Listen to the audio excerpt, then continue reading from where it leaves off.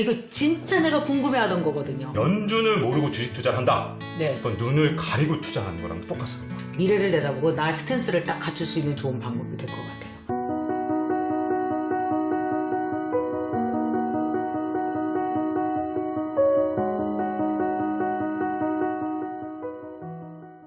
자, 여러분, 오늘은요, 여러분이 정말 좋아하시는 분을 모셨습니다. 왜냐하면 요즘에 제일 좋아하는 사람이 나에 대해서 금융정보를 정확히 알려주는 사람이 아닐까 그런 생각이 들어요. 왜냐, 경제가 원래 쉽진 않잖아요. 쉽진 않아요. 근데 중요한 건 오늘도 여러분이 쉽지 않은 이야기지만 그러나 반드시 알아야 될 것들을 쉽게 알려주셔서 적용할 수 있게끔 도와주실 겁니다. 기자님 여기 인사 좀 한번 해주세요. 안녕하세요.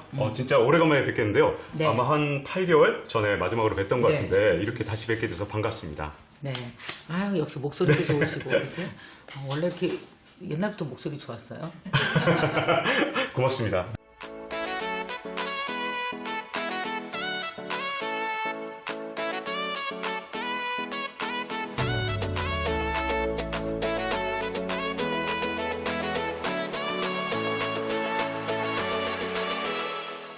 박종훈 기자님의 금융책과 그 일반 다른 사람들의 금융책과 다른 점이 있다면 어떤 점일까요? 제가 좀 다른 점이 있다면 아마 네. 그거 같아요. 세계의 어떤 굉장히 큰 흐름이 네. 부채 사이클이나 이런 것들이 있는데 네. 대부분 책들이 거기에는 좀 관심이 없고 어떻게 보면 이렇게 좀 작은 전략 쪽이라면 저는 좀 큰 흐름을 좀 잡아가는데 좀 더 관심이 있기 때문에 그런 데서 조금 다른 점이 있지 않았을까 좀 싶습니다. 네, 그래서 오늘도 엄청 기대됩니다. 이 첫 제목이 이렇게 써 있어요.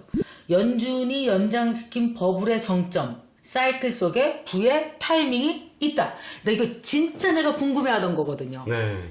진짜 궁금해하던 거. 왜냐면 지금 엄청나게 전 세계가 버블 경제를 일으키고 있어요. 돈을 양적 완화를 엄청 하고 있어요. 그럼 이게 언제까지 가는 거지? 지금 대출은 계속 받아도 안전한가? 이러다가 어느 순간 뻥 터져서 대출 금리가 3, 4%로 올라가면 우린 끝장이네. 이 고민을 하거든요. 먼저. 많은 분들이 2020년에 주식 투자 새로 시작하신 분들이 정말 많더라고요. 주린이들 천지요. 그래서 그분들한테 네. 꼭 말씀드리고 싶은 게 뭐냐면 연준, 또 페드라고 부르기도 하죠. 네네네. 만약에 연준을 모르고 주식 투자를 한다. 네. 그건 눈을 가리고 투자하는 거랑 똑같습니다. 아, 연준이 어떤 결정을 했냐에 따라서 완전히 금융시장이 완전히 전 세계 시장뿐만 아니라 한국 시장까지 완전히 휘둘리거든요. 네. 돈을 풀면 그 달러가 넘치면서 전 세계의 자금 시장을 완전히 풍부하게 만들기도 하고 돈을 걷어들이면 전 세계 자금 시장이 메말라 버리니까 주가에 미치는 영향이 엄청나게 큽니다. 미국에 있는 게 아니라 거의 한국에 있는 거랑 똑같다고 생각해야 되네요. 그렇죠. 이 전 세계 중앙은행이 이제는 연준 하나밖에 없다. 이런 말을 할 정도로 이제 다른 나라의 개별 중앙은행이 중요한 게 아니라 연준이 되게 중요하군요. 진짜 이 그래프가 얼마나 중요하냐면 네. 양적 완화라는 것이 정말 이 주가에 얼마나 큰 영향을 미치는지 보여주는 건데 네. 원래 이제 이 S&P 500 지수라고 미국의 대표적인 주가 지수인데요. 네. 글로벌 금융위기가 오니까 주가가 폭락을 했습니다. 그렇죠. 이거 근데 2008년이네요. 네, 2008년에 이렇게 폭락을 해서 2008년 말부터 연말부터 양적 완화를 시작했는데 네. 처음에 양적 완화가 어떤 효과인지 잘 몰랐거든요. 그렇죠. 이게 사실은 양적 완화를 미국이 도입한 게 2008년 말이 처음이었어요. 그래서 잘 모르다가 한 2달 지나니까 이제 알게 된 거예요. 그렇죠. 이게 양적 완화를 하면 할수록 주가가 올라가네. 올라가네. 그런데 이 회색 부분이 양적 완화 1차 양적 완화거든요. 오케이. 근데 양적 완화가 너무 많이 되니까 이때 얼마나 주가가 올랐냐면 74%나 올랐습니다. 오, 그러니까 이 양적 완화 처음 하니까 연준이 놀랬죠. 내가 양적 완화 한 이유는 미국 경제가 무너질까봐 한 거지. 그치. 버블을 만들려고 한 건 아니거든요. 근데 네. 74%나 오르니까 너무 깜짝 놀랐어요. 어. 연준도. 그래서 일단 중단하자. 중단. 오케이. 그래 중단하자마자 주가가 떨어졌는데 13%가 떨어졌습니다. 얼마 안 떨어졌네. 네, 얼마 안 떨어졌지만 그랬더니 금융시장이 막 혼란스럽고 되게 위험하다 생각이 드니까 2차 양적 완화 하겠다고 발표하자마자 이제 양적 완화의 맛을 봤거든요. 그렇지. 금융시장이. 훈련이 됐구나. 네, 훈련이 된 거죠. 그래서 양적 완화 실제로 한 시기보다도 먼저 발표만 하니까 바로 주가가 오르기 시작했는데 네. 이때 규모가 한 3분의 1 정도로 축소가 됐거든요. 오케이. 그랬더니 딱 규모가 줄어든 만큼 주가도 딱 그 정도 24%만 올랐습니다. 네, 네. 그러다가 또 역시 연준에서 버블을 만들려는 게 아니니까 잠깐 또 중단을 했어요. 그랬더니 주가가 이번에는 18% 정도 하락했죠. 제가 한번 이런 말씀을 드리고 싶어요. 연준의 마음을 읽어야 주식 투자를 제대로 할 수 있다는 거죠. 일단 제일 중요한 것 중에 하나가 양적 완화라는 게 제가 본질적으로는 돈을 찍는 거라고 그랬잖아요. 네. 뭐 어렵게 설명할 필요 없이 돈을 찍어서 어쨌든 은행들한테 뿌리는 건데 네. 자, 경제는 똑같은 상태에서 돈이 많아지면 결국 어떻게 될까요? 돈의 가치는 떨어지죠. 그렇죠. 돈이 타락하는 겁니다. 그렇죠. 제 아무리 미국이라 하더라도 하더라도, 지금 7조 달러 정도인데 아까 말씀드린 대로 한 20조 달러 이렇게 해버리면 진짜 돈의 가치가 타락을 하게 되거든요. 문제는 양적 완화가 진짜 큰 약점이 뭐냐면 2008년 글로벌 금융위기 때 돈을 왕창 풀었잖아요. 그렇죠. 그래서 이 돈을 이제 연준에서 좀 걷어들이려고 용어로 하면 테이퍼링, 테이퍼링 용어는 빼고요. 하여튼 걷어들이려고 했어요. 2014년부터 노력을 했죠. 이제 실물 경제 살아났어. 자, 테이퍼링 하자. 돈을 걷어들이자. 안 돼요. 왜? 이게 한 번 풀린 돈은 걷어들이니까 갑자기 주가 떨어지고 막 엉망진창인 거예요. 그래서 연준도 알게 됐죠. 한 번 푼 돈은 못 걷어들인다. 쉽게 걷어들일 수가 없다. 야, 그럼 지금 푼 돈들 만약에 20조 달러까지 풀면 달러가 타락하는 거죠. 그래서 연준은 결코 그렇게 큰 규모까지 풀려고 하지 않을 겁니다. 조정을 그치. 굉장히 잘해서 10년 동안 찔끔찔끔 풀어서 자산시장이 무너지지 않게끔만 하는 거지 오케이. 무너지길 바라는 게 아니에요. 중국의 위안화와 한 20년 뒤에는 경쟁을 해야 되기 때문에 그렇지. 무기를 좀 아껴둬야 돼요. 아하. 지금은 중국이 미국하고 상대가 안 되지만 10년 뒤 맞아. 또는 20년 뒤에는 중국이 패권 다툼을 할 수 있고요. 20년 뒤에는 기축통화의 지위를 놓고 중국이랑 싸울 수도 있는데 그렇죠. 한 번 달러를 풀면 못 걷어들인다고 제가 말씀드렸잖아요. 20년 뒤에 쓸 총알을 지금 써버리면 안 되거든요. 그렇다고 한정없이 풀 수도 없고. 그렇죠. 그러면 이렇게 자산 가치가 떨어지니까. 그렇죠. 금리가 움직이는 거에 따라서 이게 우리한테 영향을 즉각적으로 미치고 내 자산 가치에도 영향 미치고 이거 우리의 미래 뭐 완전 그런데 그렇다면 연준의 무대에서 우리가 딱 바라봤을 때 첫 번째 이런 분들이 있을 거예요. 돈을 왕창 끌어서 지금 다들 부동산 투자를 했어요. 왜냐? 금리 너무 싸니까요. 금리에 대한 부담이 없잖아요. 코로나가 어느 정도 정리가 되는 거야. 어떤 식으로건. 그랬을 때는 지금보다 금리가 내려갈 확률보다는 그죠? 이제 연준의 무대에서 보는 거예요. 아, 연준이 올리겠구나 하는 순간은 부채가 많은 사람들한테 큰 영향이 있지 않아요? 어떻게 돼요? 그런데 이걸 다행이라고 말해야 될지 아니면 참 우리 세계경제의 참 불행이라고 말해야 될지 모르겠습니다만 연준에서는 제가 보기에는 그때 2008년 글로벌 금융위기 때도 한 6년이나 양적 완화 계속했던 것처럼 금리도 못 올리고요. 이번에도 그 어느 때보다도 실물 경제의 골이 너무 깊기 때문에 이번에도 연준에서 쉽게 금리를 올리지 못해서 그렇죠. 엄청 부담이죠. 금리 올리는. 우리가 상상한 것보다는 좀 더 오래 갈 가능성이 큽니다. 연준에서는 어떤 일이 있어도 계속 마이너스 금리까지 갈 수도 있고요. 심지어 제로 금리를 유지해가면서 경제가 살아날 때까지 아마 어떻게든 계속해서 끊임없이 양적 완화를 하려고 그랬거든요. 근데 거의 10년을 해야 되잖아요. 이 코로나로 망가진 경제는. 그렇죠. 엄청 걸린다고. 지금 저는 10년 이상도 보고 있습니다. 그래서 지금까지 우리가 전대미문의 상황에 처할 거고요. 그래서 지금의 경제 상황을 저는 이렇게 표현하죠. 연장전. 이 자본주의 경제는 계속해서 한 7에서 11년 정도마다 반복적으로 위기를 겪어왔는데 문제는 이번에는 연장전이라는 거예요. 왜 제가 연장전이라고 이걸 표현하냐면 이 어떤 위기가 끝날 때 무슨 일이 꼭 있었냐면 이 부채가 줄어든 이 경제 주체들 모든 뭐 기업이든 가게든 뭐 이런 사람들이 전부 다 부채를 줄이는 딜레버리징이라는 현상이 일어나요. 그렇죠. 근데 이번에 딜레버리징이 안 일어나고요. 그렇죠. 부채가 훨씬 더 많이 일어났습니다. 맞아요. 그 상태에서 다시 자산시장이 올라갔잖아요. 그렇죠. 이걸 저는 인류 역사상 전대미문의 연장전이다. 그럼 연장전이 왜 이번엔 가능했을까? 왜 2008년에도 불가능했던 게 이번에 가능했던 두 가지 이유가 있는데 첫 번째는 양적 완화 때문인데요. 그렇죠. 2008년에는 처음 해봤거든요. 그래서 어느 정도 부채가 막 무너질 때까지 냅뒀다가 양적 완화 좀 늦기 시작했어요. 이번엔 양적 완화 경험이 한 번 있었잖아요. 2008년에 해봤으니까 미국에서. 그래서 경험이 한 번 있으니까 굉장히 빠른 속도로 양적 완화 들어가 버린 거예요. 부채가 딜레버리징, 즉 부채가 줄어드는 현상이 일어나기 전에 먼저 그냥 부채를 더 일으켰거든요. 그쵸. 그게 첫 번째 이유고.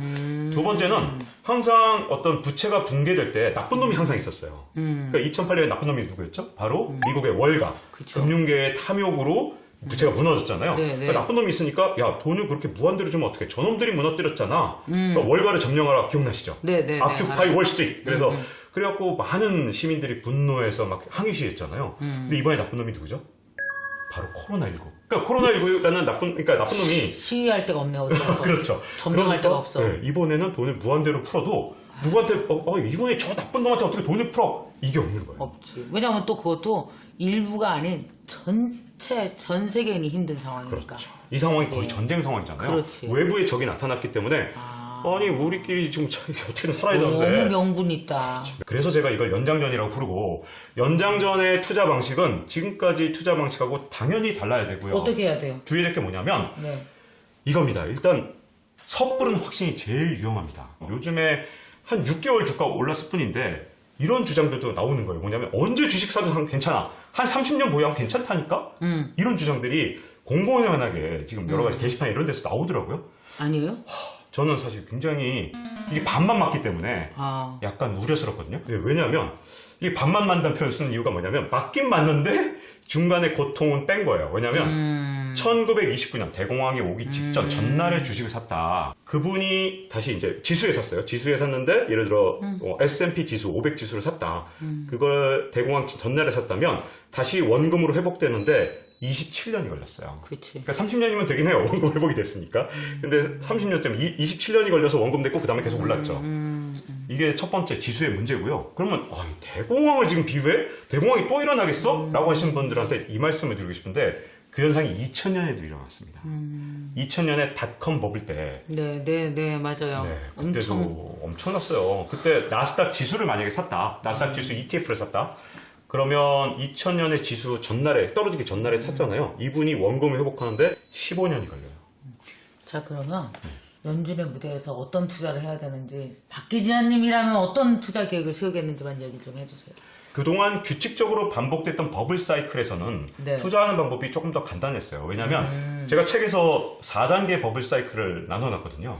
그래서 굉장히 공격적인 투자자라면 3단계 제가 소개한 버블 붕괴 단계에 들어가면 됩니다. 왜냐하면 놀랍게도 주가는 굉장히 빨리 움직이기 때문에 네, 버블이 붕괴되자마자 바로 반등을 시작해서 그리고 나서 굉장히 빠르게 올라요. 첫 해.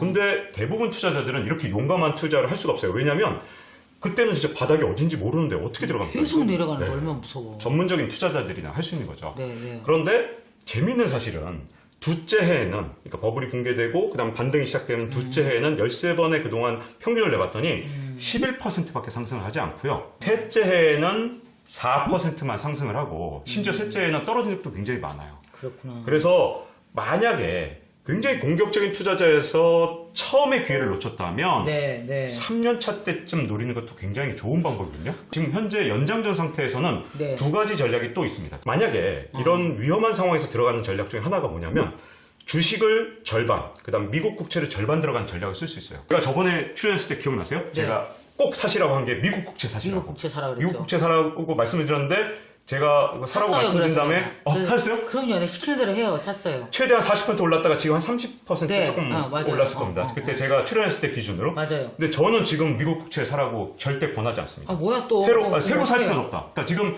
갖고 있는 분들이, 과거에 있는 분들은 괜찮지만 지금 새로 살 필요는 없는 이유가 이미 미국 국채 가격은 상당히 오를 만큼 올랐다는 거죠. 그럼 어떻게 해야 돼요? 그럼 어떤 주식 투자가 좋아요? 그래서 제가 그때 올 연초에 출연했을 때 큐. 어떻게 그걸 우리가 알겠냐. 그렇지, 모르지. 진짜 뛰어난 분들, 워렌 버핏 같이 그 기업의 미래를 내다볼 수 있는 사람, 이런 분들은 당연히 어떤 주식을 사고 워렌 버핏처럼 코카콜라 사면 30년 보유하고, 그건 위대한 투자자는 그렇게 할 수 있지만 그러려면 차라리 그 회사 주식을 사는 게 나아요. 워렌 버핏 주식을 사서 해서웨이 그 주식을 맞아. 사버리면 되니까. 근데 그거보다 저는 차라리 이렇게 ETF는 또 장점이 뭐냐면 수수료가 굉장히 쌉니다. 네. 펀드 같은 경우는 수수료가 10년 동안 보유하면 한 25% 정도 되거든요. 이런 ETF들은 수수료가 한 10년을 보유해도 한 2%, 거래 수수료까지 다 합쳐도 2에서 한 2.5% 정도밖에 안 되기 때문에 10년 동안 보유해도. 그래서 ETF를 많이 권하는 거예요. 그럼 ETF를 하게 되면 ETF 내에서 또 움직이잖아요. 그죠? ETF 내가 들은 돈이 개별 회사 주식을 산 게 아니기 때문에 그 안에서 계속 그 자산 포트폴리오가 알아서 자기네끼리 조정이 되는 거죠? 그렇죠. 그 100대 기업으로 계속해서 들어가는 겁니다. 들어가는 거죠. 그죠? 네, 그래서 제가 고민하지 않아도 항상 뛰어난 기업, 그 100대 그룹에 들어갈 만한 그런 기업들을 자기가 알아서 인덱스가 잘 알아 찾아주니까 네. 스스로 꽂아주는 거죠. 그러니까 그렇죠. 어떻게 보면 고민하지 않고 투자할 수 있는 건데 대신 본인이 스스로 그렇게 뛰어난 기업을 찾아낼 수 있다면 당연히 그렇게 하는 게 최고입니다. 제가 되게 합리적이고 또 여러 사람 인터뷰 보니까 특히 촉이 있잖아. 우리 박종훈 기자님께서 말씀해 주신 거는 되게 엄청 논리적이고, 그래서 그날 조회수 잘 나온 거예요. 그 영상이. 그때 뭐라 그러냐면 그 얘기 하셨어요. 금리 완전 떨어진다. 그러니까 지금이라도 네. 1.5%, 2%라도 주는 데 있으면 빨리 가서 무조건 통장 다 계약하라 그랬죠. 그래갖고 그때 다 통장 만들었어요, 우리. 네. 제가 그때 자신있게 말씀드렸죠. 제로 금리 곧 간다. 그러니까 빨리 그때만 해도 제로는 아니었거든요. 코로나 네. 이전이라. 네. 그또 우리 또 애들 가서 다 만들었잖아. 너무 잘했잖아 그때.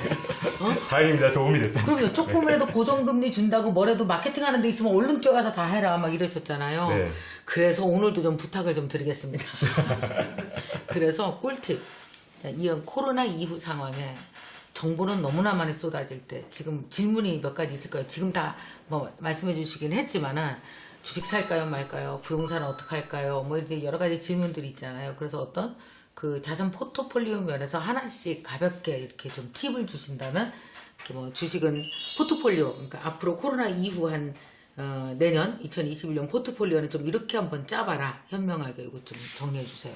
만약에 전업 투자자거나 아니면 펀드 매니저거나 이런 분들이야 당연히 뭐 전액을 투자해도 되지만 우리가 생업도 해야 되고 자기 자아 실현도 해야 되고 굉장히 인생이 정말 나아갈 길이 많은데 그런 분들한테 투자하는 방식은 저는 진짜 원칙 중 하나가 지수를 안 보고 투자하셔야 된다. 맞아. 그 지수를 안 보는 방법이 뭐가 있느냐? 그게 ETF네. 네. 하이브리드 방법이라고 불러요. 그러니까 아하. 일단 어느 정도 돈을 넣어놓고 시드머니 넣어놓고 그 다음에 매월 쌓다가 주가가 폭락하면 또 많이 많이 집어넣고 집어넣고. 한 번 사면 30년 오케이. 이렇게. 근데 그렇게 30년을 믿을 수 있는 나라와 기업은 미국 쪽이다 이렇게 아하. 보는 거죠. 그리고 그런 방법으로 하면 제가 보기에는 직장 생활하는데 아무 지장이 없고 자아 실현이나 자기 발전도 맞아요. 충분하고요. 어차피 30년 보유할 생각이기 때문에 지금 당장의 등락보다는 30년 뒤를 내다볼 수 있는 이런 식의 포트폴리오가 일단 주력이라고 볼 수 있고요. 네. 그 보조 자산으로 안전 자산을 넣는 건 굉장히 중요한데 뭐. 미국 국채나 달러나 금이나 제가 작년 말하고 올해 초에 강조했던 그 자산들은 네.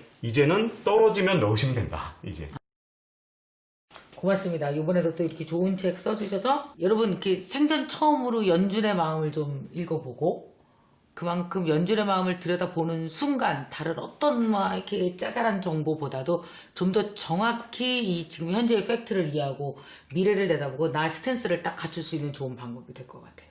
자, 오늘 여기 카메라 보시면서 지금 코로나 상황 속에서 너무나 힘든 분들에게 그래도 돈에 대해서 이렇게 투자 방법은 이제 다 알려주셨으니까 좀 뭔가 말씀 한번 해주세요. 위로의 말씀이건. 내가 나만 뒤처졌다라는 포모나 혹은 나만 심리적으로 잃어버려서 너무 고통스러워 이런 식으로 심리에 어떤 사로잡히지 말고 정말 자신만의 원칙을 가지고 딱 세워놔야 돼요. 미리 계획표를. 안 세워놓으면 바로 또 다시 거기에 맞아, 빠져버립니다. 빠져. 거기에 빠져버리면 사람이 그냥 휩쓸려 막 버리거든요. 혹해 막 그러면. 많은 분들이 뭐 왕창 투자라든가 왕창 뭐 또 인버스에 걸라든가 이분들은 전문 투자자예요.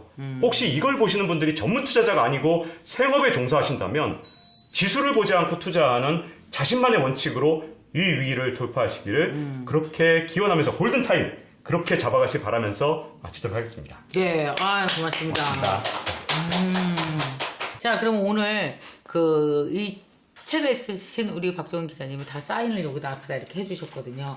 그래서 여러분에게 이벤트를 좀 해서 사인본을 10분에게 보내드리도록 하겠습니다. 이 책의 제목을 알아맞히도록 하는 건데요. 자, 제가 먼저 시작합니다. 1. 부의 서든 타임. 2. 부의 실버 타임, 3. 부의 썸머 타임. 부의 히든 타임. 5. 부의 골든 타임. 자, 여러분 이 5가지 중에서 우리 이 책의 제목을 달아주시기 바랍니다. 그래서 아마 여러분들이 오늘 이 혼란의 코로나 이후에 투자 어떻게 해야 될 것인가 정보도 많아서 너무 힘들으실 텐데 나만의 원칙을 갖고 흔들리지 않고 할 수 있는 그런 투자에 대해서 탁 정리해 주시니까 너무 좋은 것 같아요. 이 책도 잘 읽어보시고요. 여러분에게 도움이 되셨으면 좋겠습니다. 오늘 박 기자님 고맙습니다. 네, 고맙습니다. 고맙습니다. 네.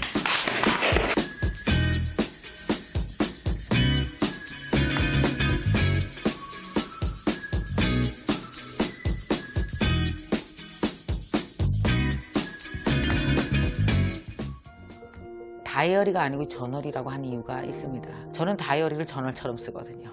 그래서 사실 다이어리를 다 묶으면 책이 될 정도의 것. 나의 꿈이 있으면 일단 머리를 상상해라. 머리를 상상했으면 갖다 적어라. 적고 내 눈으로 보고 그리고 내 몸으로 실행할 것. 이게 세 박자만 맞아 떨어지면 내 안에 있는 모든 꿈이 현실이 되고 누구 부러워할 거 없이 세상에 내가 나 자신이 가장 부러운 사람이 될 거예요. 이번에 이 MK 전호를 통해서 2021년도 꼭 그런 분들이 되시기를 소망하겠습니다.